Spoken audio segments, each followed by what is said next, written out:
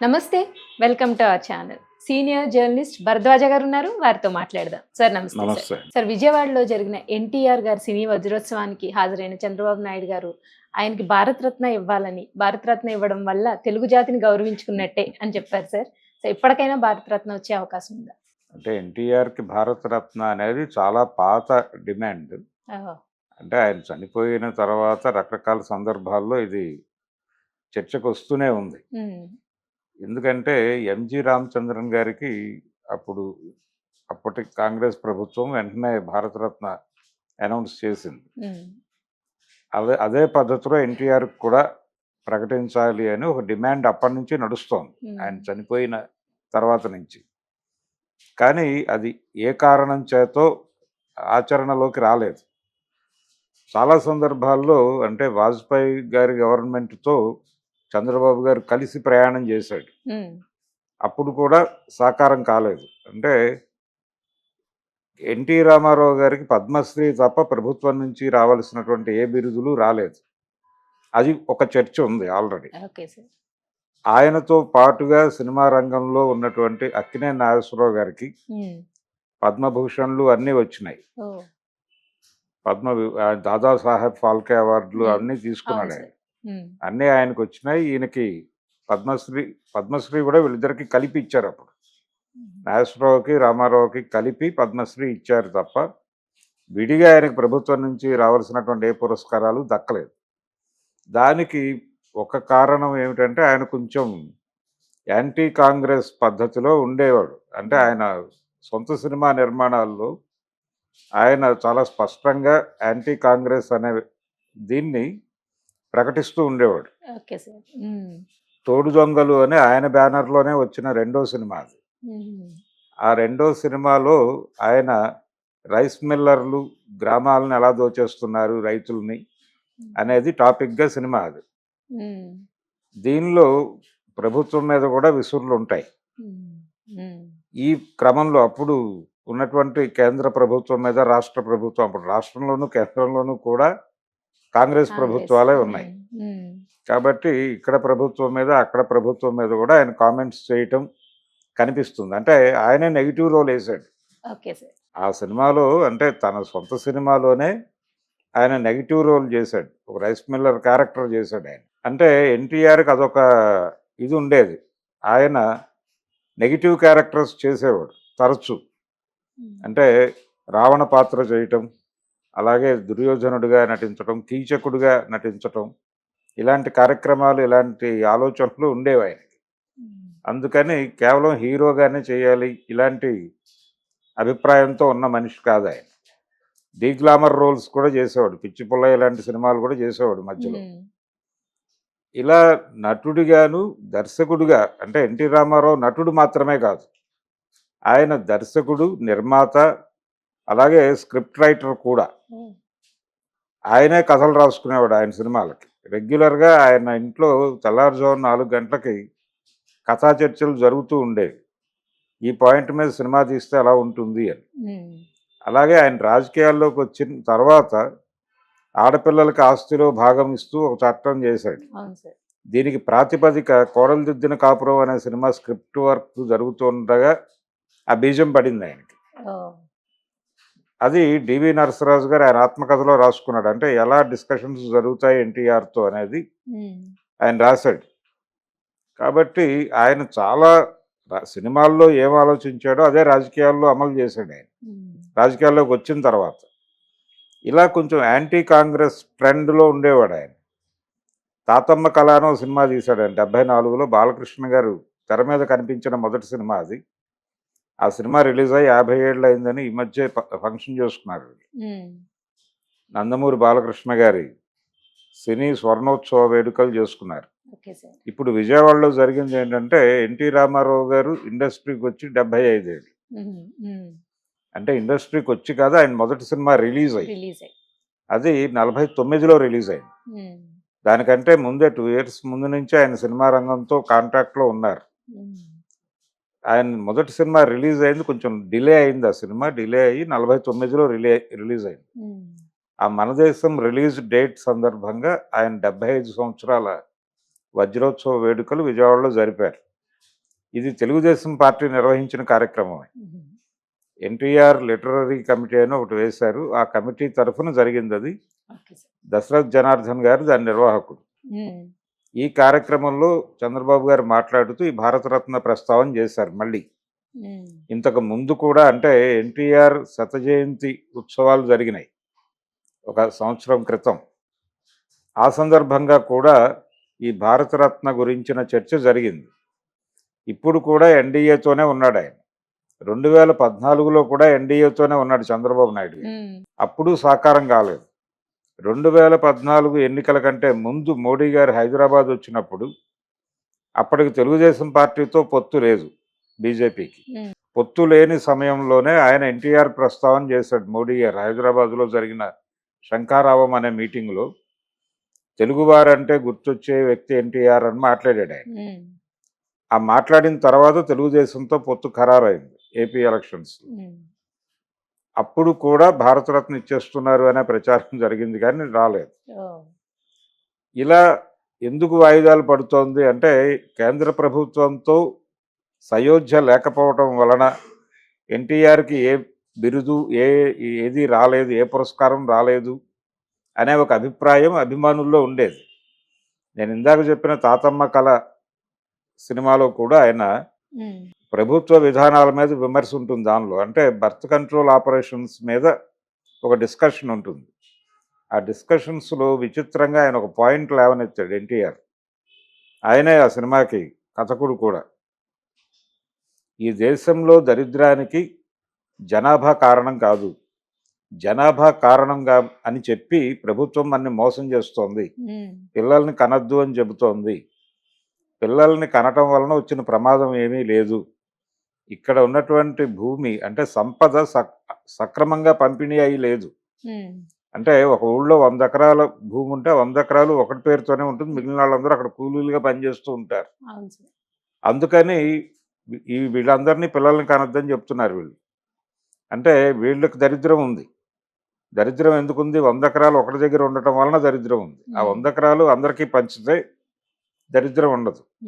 కాబట్టి సంపదని సక్రమంగా పంపిణీ చేయటం చేతకాక పిల్లల్ని కనొద్దు అని చెప్పి ఒక బూటకపు నినాదం ఇస్తోంది ప్రభుత్వం అని ఒక సన్నివేశం పెట్టాడు ఆయన. దాని మీద చాలా గొడవైంది ఆ రోజుల్లో. సెన్సార్ వాళ్ళు కట్ చేశారు. ఆయన కొన్ని డైలాగ్స్ దగ్గర కట్స్కి ఆమోదించి సెన్సార్ సర్టిఫికేట్ తెచ్చుకుని రిలీజ్ చేశాడు సినిమాని. రిలీజ్ అయిన తర్వాత అది 50వ రోజు పోస్టర్ పడిన రోజు మళ్ళీ తిరిగి ఆ టోటల్ సీన్ని తీసేయాలని చెప్పి కేంద్ర ప్రభుత్వం సినిమాని బ్యాన్ చేసింది. బ్యాన్ చేసిన తర్వాత మళ్ళీ ఆయన ఫైనల్గా కేంద్ర ప్రభుత్వంతో చర్చలు జరిపి ఆ సీన్ తీసేయడానికి అంగీకరించాడు. ఆ సీన్ తీసేశారు. సినిమా మళ్ళీ 75లో రిలీజ్ అయింది. అప్పటి నుంచి ఎన్టీఆర్ అభిమానుల్లో కూడా ఈ అభిప్రాయం ఉండేది. అలాగే యమగోళ సినిమా వచ్చింది 77లో. 77లో ఇక్కడ వెంగళరావు గారి ప్రభుత్వం ఉంది. వెంగళరావు గారి ప్రభుత్వము కాంగ్రెస్ ప్రభుత్వం ఉన్న టైంలోనే ఆ సినిమా రిలీజ్ అయింది. ఆ సినిమాలో ఆయన చాలా స్పష్టంగా యాంటీ కాంగ్రెస్ డైలాగ్స్ ఉంటాయి. అంటే యముడు కొంచెం సీరియస్గా మాట్లాడుతున్నప్పుడు ఎన్టీఆర్ చిత్రగుప్తుడితో అంటాడు, ఏంటి మిస్టర్ గుప్తా ఇక్కడ ఏమైనా ఎమర్జెన్సీ ఉందా అంటాడు అని. అలాగే అక్కడ కూడా ఈ బర్త్ కంట్రోల్ ఆపరేషన్స్కి సంబంధించి సీన్ ఉంటుంది. అంటే ఒక డాక్టర్ని ఇతను పెళ్ళి అయిన వాళ్ళకి కాని వాళ్ళకి బర్త్ కంట్రోల్ ఆపరేషన్లు చేశాడు ప్రభు అంటాడు చిత్రగుప్తుడు. అంటే అతను ఏ పరిస్థితుల్లో అది చేశాడో విచారించకుండా మీరు అతనికే శిక్ష ఎలా వేస్తారు అంటాడు ఎన్టీఆర్.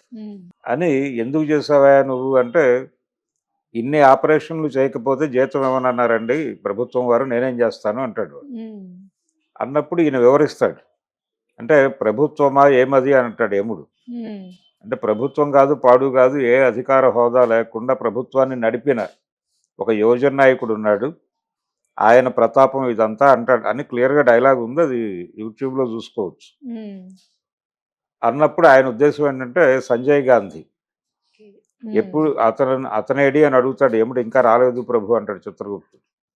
ఇలా చాలా స్పష్టంగా ఆయన యాంటీ కాంగ్రెస్ డైలాగ్స్తో ఆయన సినిమాలు ఉండేవి.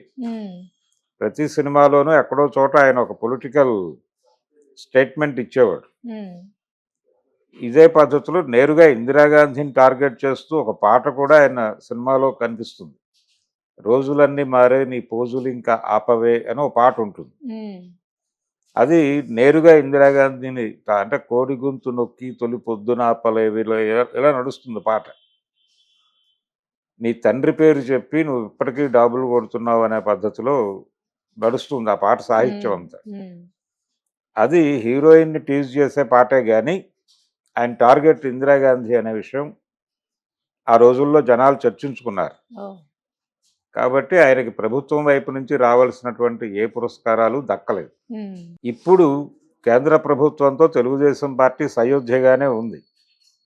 ఉన్నప్పటికీ రావడం లేదు. ఎందుకు రావడం లేదు అనే దానికి సంబంధించి జనాల్లో ఒక స్పెక్యులేషన్ ఏంటంటే, ఈవిడ అంటే లక్ష్మీపార్వతి గారు ఆయన అధికారికంగా ప్రకటించినటువంటి భార్య. ఆయనేమి రహస్యంగా వివాహం చేసుకోలేదు. అవును సార్. ఆయన మేజర్ చంద్రకాంత్ సినిమా శతదినోత్సవ సభలో ఆవిడ్ని చూపించి, తను నాకు సపోర్ట్గా నిలబడుతోంది కాబట్టి ఆవిడని పెళ్లి చేసుకోవాలనుకుంటున్నాను, మీ అభిప్రాయం ప్రకారమే పెళ్లి చేసుకుంటారు, మీరేమంటారు అని అడిగాడు. ఉమ్, జనాలందరూ చప్పట్లు కొట్టారు. మీ మీ ఆశీర్వాదంగా భావిస్తున్నానని పెళ్లి చేసుకున్నాడు. కాబట్టి అఫీషియల్గా అధికారికంగా ఆయన ప్రకటించి చేసుకున్న పెళ్లి కాబట్టి ఈ భారతరత్న పురస్కారం ఇస్తే ఆవిడ వెళ్ళి తీసుకుంటారు ఉమ్, అనే ఉద్దేశంతో వీళ్ళు డిలే చేస్తున్నారు వాంటెడ్గానే అని ఒక అభిప్రాయం ఉంది. ఉమ్, కానీ అది కూడా బైపాస్ చేయవచ్చు.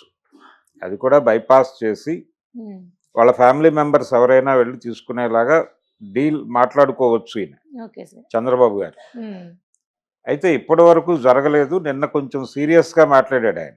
ఉమ్, అంటే శత జయంతి వేడుకల్లో కూడా సీరియస్గానే మాట్లాడాడు. వెంకయ్య నాయుడు గారు కూడా మాట్లాడాడు. ఉమ్, వెంకయ్య నాయుడు గారికి ఎన్టీఆర్కి కూడా ఒక అనుబంధం ఉంది. అంటే 84లో జరిగినటువంటి ప్రజాస్వామ్య పోరాటంలో నాదెండ్ల భాస్కర్రావు వెన్నుపోటు తర్వాత జరిగినటువంటి ప్రజాస్వామ్య పోరాటంలో వీళ్ళు ఆయనతో కలిసి పనిచేశారు. ఉమ్, ఎన్టీఆర్తో కలిసి పనిచేశారు. కాబట్టి ఆ అనుబంధం ఉంది వెంకయ్య నాయుడు గారికి. అయితే తర్వాత ఎప్పుడు ఆయన బీజేపీతో కూడా సఖ్యంగా లేడు ఉమ్, ఎన్టీఆర్. ఆ టైంలో కలిసి పనిచేశారు కానీ ఆ తర్వాత ఆయన క్రిటికల్గానే ఉన్నాడు. ఆయన బీజేపీకి కాంగ్రెస్కి సమాన దూరంలో ఉండాలనేది ఆయన విధానం. ఉమ్, అయితే చంద్రబాబు నాయుడు గారు బీజేపీతో సన్నిహితంగానే ఉన్నాడు.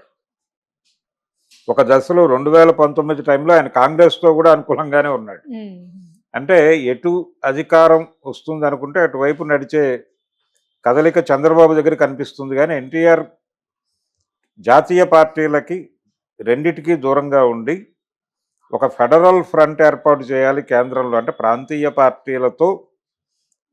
పార్టీల కూటమిని కేంద్రంలో అధికారంలోకి తీసుకురావాలనే ఒక ఐడియా ఉండేది ఆయన. ఉమ్, ఎన్టీఆర్ కోర్ ఐడియా అదే. అందుకోసం ఆయన కాంగ్రెసేతర ముఖ్యమంత్రుల కాంక్లేవ్ పెట్టాడు విజయవాడలో. కాశ్మీర్ ముఖ్యమంత్రి నుంచి అందరినీ పిలిచాడు దానికి. ఉమ్, అందరినీ కూర్చోబెట్టి చెప్పాడు. కొంచెం టెన్షన్ వాతావరణం క్రియేట్ అయింది ఆ సందర్భంగా. Okay sir. ఉమ్, ఇలా కొన్ని సంచలనాత్మక కార్యక్రమాలు నిర్వహించేవాడు ఆయన ఉన్న రోజుల్లో. ఉమ్, అలాగే చంద్రబాబు నాయుడు గారు ఒక మహానాడులో ఆయన విగ్రహం మీద ప్రమాణం చేసి, మీ ఆశయాలకు భిన్నంగా నేను ఎన్డీఏతో కలిశాను, అది నేను ఫర్దర్గా అలాంటి కార్యక్రమాలు చేయను అని చెప్పి మాట్లాడిన వీడియో కూడా ఉంది ఇప్పుడు ఓకే సార్. సజీవంగానే. ఉమ్, అయినప్పటికీ అది మాట్లాడిన 6 నెలలకే మళ్ళీ ఎన్డీఏతో కలిశాడు ఆయన ఉమ్, 2014లో. సో ఇప్పుడు కొంచెం సీరియస్గా మాట్లాడుతున్నాడు కాబట్టి ఆయన ఇది వర్కౌట్ చేసి ఆయనకు భారతరత్న ఇప్పించి అది కుటుంబ సభ్యులు ఎవరైనా తీసుకునేలాగా. ఉమ్, అంటే ఆయన పెద్ద కుమారుడు ఉన్నారు, అలాగే ఇతర అంటే ఆయన కుమార్తె ఉంది, ఇప్పుడు భారతీయ జనతా పార్టీలోనే ఉంది ఆవిడ, ఉమ్, పురంధేశ్వరి గారు. వీళ్లతో అంటే కుటుంబ సభ్యులకి ఇచ్చేలాగా వీళ్ళు మాట్లాడి ఒప్పించి అలా చేయొచ్చు. అంటే ఆల్రెడీ పార్లమెంట్ సెంట్రల్ హాల్లో ఆయన చిత్రపటం ఉంది. ఆ ఉమ్, మేరకు కేంద్ర ప్రభుత్వం కొంచెం ఆయనకి గౌరవం ఇచ్చింది. కానీ ఇవ్వాల్సినంత గౌరవం దక్కటం లేదు ఆయనకి అనే అభిప్రాయం ఆయన అభిమానుల్లో ఉంది.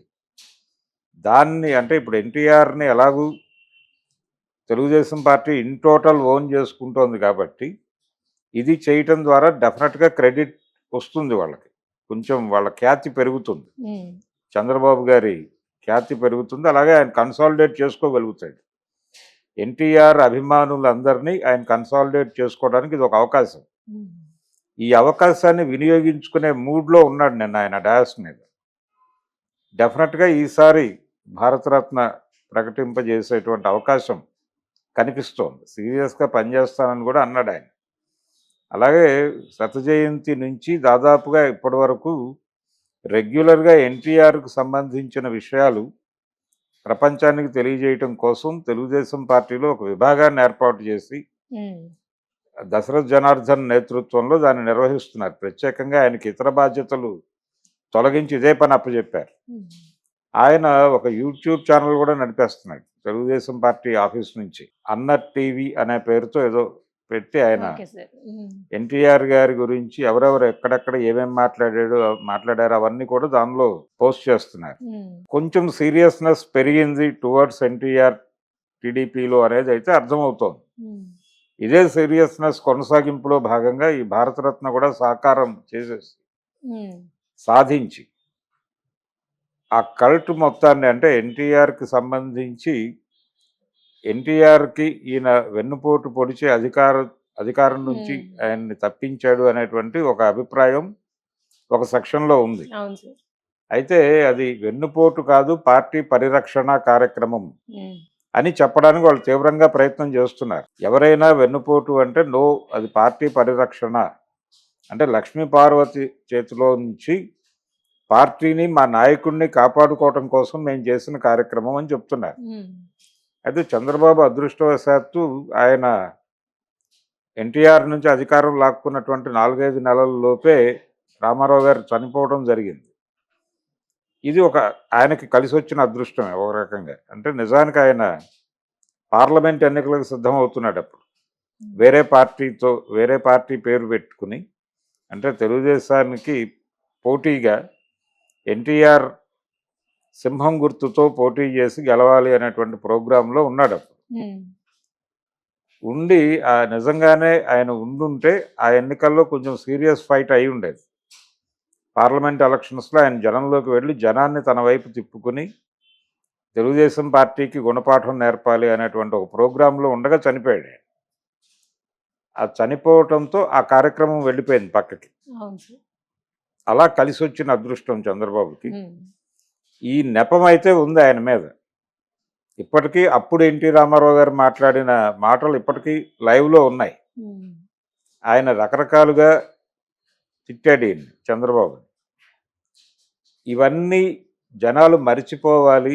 ఈయన చెప్పినటువంటి ఇది పార్టీ పరిరక్షణోద్యమం మాత్రమే, వెన్నుపోటు కాదు అని ఏ ఆర్గ్యుమెంట్ అయితే ఆయన అన్స్టాపబుల్లో కూడా చెప్పాడు. ఆ మాట అన్స్టాపబుల్లో కూడా నేరుగా రామారావు గారి కుమారుడు బాలకృష్ణ గారే ఆ రోజుల్లో మీరు అధికారం మీ చేతిలోకి తీసుకోవటం మీద ఈ విమర్శ ఉంది కదా, మీరు ఏం చెప్తారు అని అడిగాడు.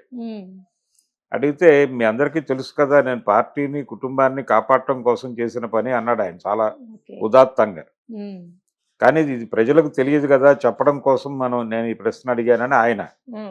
వీళ్ళిద్దరూ కలిసి అది పార్టీ పరిరక్షణోద్యమం తప్ప వెన్నుపోటు కాదు అని బలంగా చెప్పే ప్రయత్నం చేశారు. ఆ వేదిక మీద నుంచి 2 సార్లు చేశారు. అందుకని ఇప్పుడు ఆ మాటల్ని నిజం చేసుకోవటానికైనా కనీసం ఎన్టీఆర్కి భారతరత్న ఇప్పించేస్తే ఒక అధికార ముద్ర వేసినట్టు అవుతుంది అనే ఆలోచనతో చంద్రబాబు ఉన్నట్టు కనిపిస్తోంది. అందుకని మేబీ అతి త్వరలో ఎన్టీఆర్కి భారతరత్న ఇచ్చేసి ఇన్ టోటల్ ఎన్టీఆర్ మావాడే అని చెప్పే ప్రయత్నం చేస్తున్నారు. ఎన్టీఆర్కి తెలుగుదేశానికి సంబంధం లేదనే ఒక నేరేషన్ని ప్రజల మనసుల్లోకి ఇంజెక్ట్ చేసే ప్రయత్నం జగన్మోహన్ రెడ్డి చేస్తూ వచ్చాడు నిరంతరం. ఇది ఎన్టీఆర్ తెలుగుదేశం కాదు, ఇది నారా తెలుగుదేశం అని చెప్పడానికి ఆయన తీవ్రంగా ప్రయత్నం చేస్తూ, ఆ ప్రయత్నంలో భాగంగా కృష్ణా జిల్లాలో ఒక ముక్కకి ఎన్టీఆర్ జిల్లా అని పేరు పెట్టాడు. ఇవన్నీ ఉన్నాయి. అందుకని ఇప్పుడు అర్జెంటుగా ఎన్టీఆర్ని